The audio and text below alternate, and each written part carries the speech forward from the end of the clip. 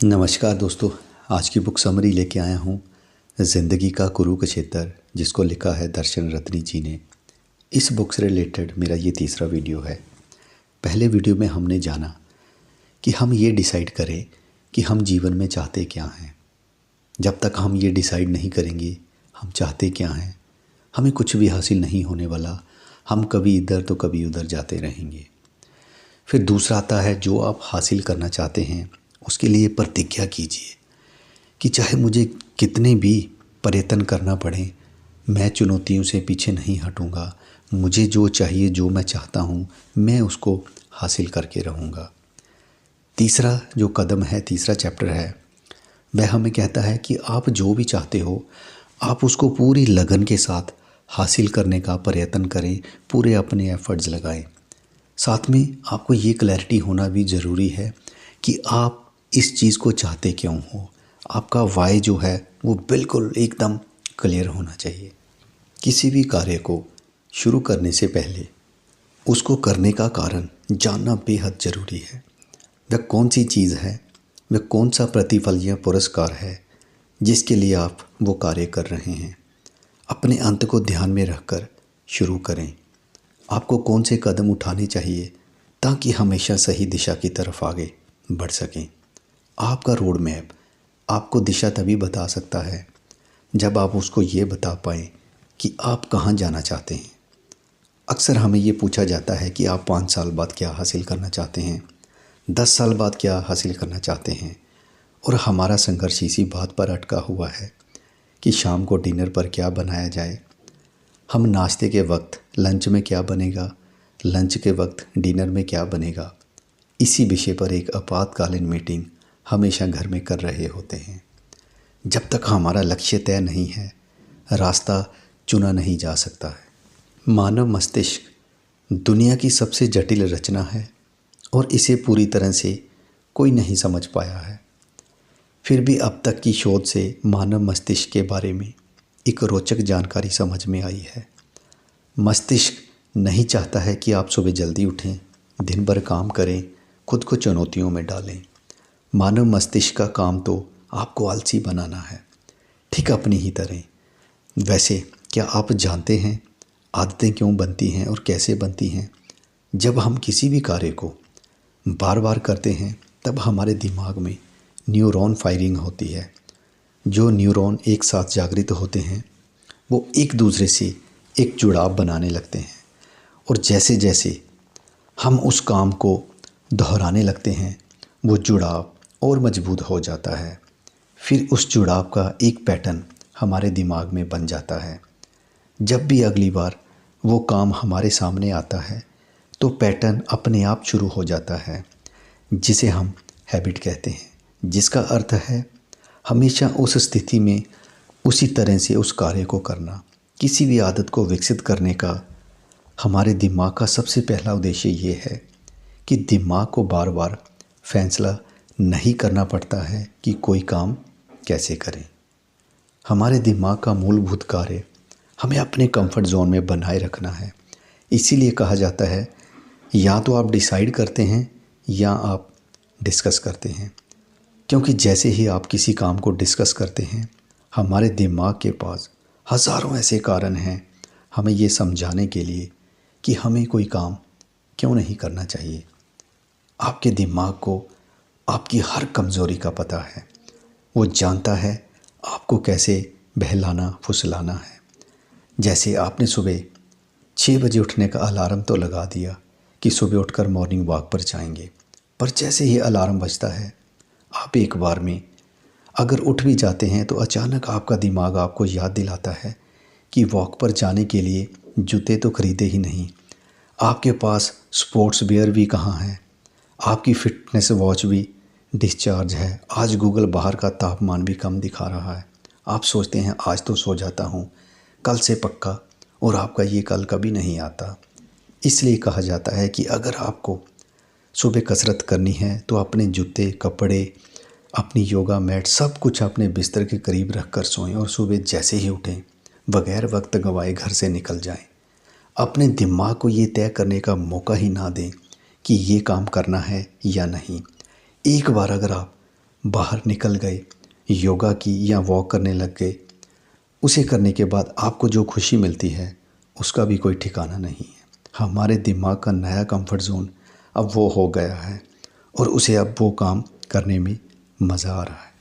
ऐसे ही हमें उड़ना तो आता है, लेकिन हम अपने कंफर्ट जोन से बाहर नहीं निकलना चाहते हैं और यही कंफर्ट जोन एक दिन हमारे जीवन का सबसे बड़ा डिस्कम्फर्ट जोन बन जाता है। इसलिए हमेशा अपने आप को चुनौतियों में झोंकते रहिए। जो पत्थर हथौड़े की चोट खाता है वो मंदिर की मूर्ति बनता है, और जो तकलीफ़ नहीं पाता वो दर दर ठोकरें खाने वाला सामान बनता है। चैप्टर 4 कहता है कि be kind, be grateful and be blessed. जो उत्सव मनाना जानते हैं वो सोचते हैं कि रात में दिवाली है। जो शिकायत करते रहते हैं उन्हें लगता है रात कितनी काली है। हम जब भी नकार दिए जाते हैं, हमें रिजेक्ट कर दिया जाता है, तब हमारे सामने भी हर स्थिति में ये 3 विकल्प होते हैं। हम किसी और के सिर अपना दोष मढ़कर खुद एक मीनिंगलेस ज़िंदगी जीते रहें। दूसरी ऑप्शन होती है कोई भी चीज़ सीखने का ख्याल मन से निकाल दें, जैसे चल रहा है चलने दें। समस्या के आने पर हाथ धरकर बैठने की बजाय समाधान की तरफ कार्य करें। जीवन की हवा से कोई एक गुब्बारे का बड़ा होना तय है। फैसला ये करना है कि बड़ा समस्या के गुब्बारे को करना है या समाधान के। हर रोज़ आभार व्यक्त करें, भगवान का शुक्रिया करें। सुबह जब आपकी आँख खुलती है तो आभार मानिए कि आप एक और दिन जी पा रहे हैं, क्योंकि जिस वक्त आप सो रहे थे तब ना जाने कितने लोगों ने इस जीवन को अलविदा कह दिया। आभार मानिए कि आप अच्छे से सांस ले और छोड़ पा रहे हैं और आप खुद को पूरी ऊर्जा से भरा हुआ पाते हैं। आप 3 समय का भोजन अफोर्ड कर सकते हैं, उसमें भी आप चयन कर सकते हैं कि कब आपको क्या खाना है। इसके लिए आभार व्यक्त कीजिए। कई लोग इस दुनिया में ऐसे हैं जिनके पास एक वक्त के भोजन जितनी व्यवस्था भी नहीं है। चयन का तो कोई प्रश्न ही नहीं है।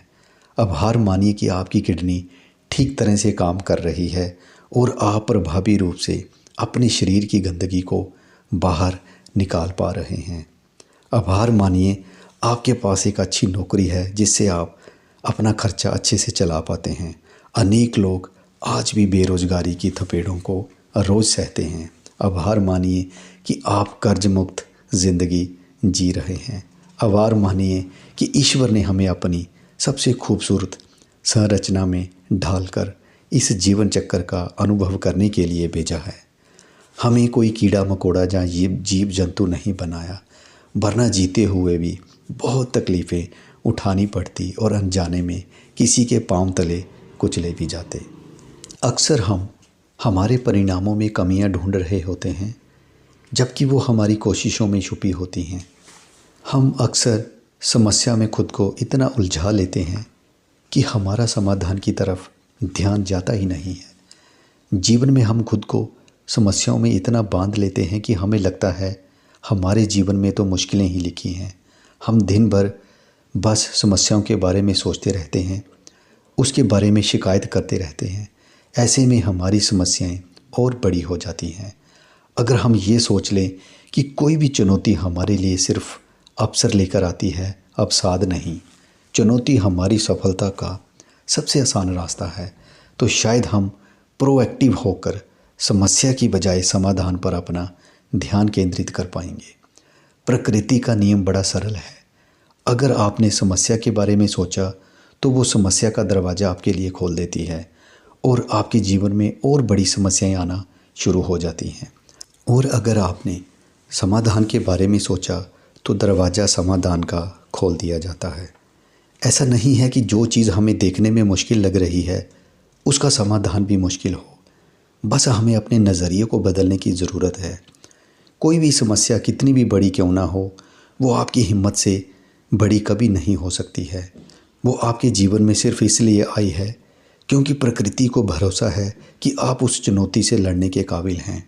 आपका मोल आपको खुद तय करना है कि आप खरा सोना है या जंग लगा हुआ लोहा।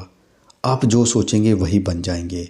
एकलव्य चाहता तो गुरु द्रोण के दुत्कार देने पर इसे एक समस्या समझकर पूरी ज़िंदगी शिकायत करता रहता। लेकिन उसने खुद को समाधान के कक्ष में रखा। जो भी संसाधन मौजूद थे उनका इस्तेमाल करके खुद को इतना काबिल बनाया कि दुनिया के सबसे दक्ष धनुर्धर गुरु द्रोण भी भौचक्के रह गए। अंत में इतना ही कहूँगा कि कोई भी मंजिल सोचने से नहीं, उसके रास्ते पर चलने से मिलेगी। जो सिर्फ सोचता है वह खो जाता है, जो चलता रहता है मंजिल को वही पाता है। अगर दोस्तों वीडियो पसंद आया हो तो इसे लाइक करना, शेयर करना, चैनल को सब्सक्राइब ज़रूर करना। बहुत जल्द मैं आपको इसी बुक से रिलेटेड नेक्स्ट वीडियो में मिलूँगा। आपने वीडियो मेरा देखा उसके लिए धन्यवाद।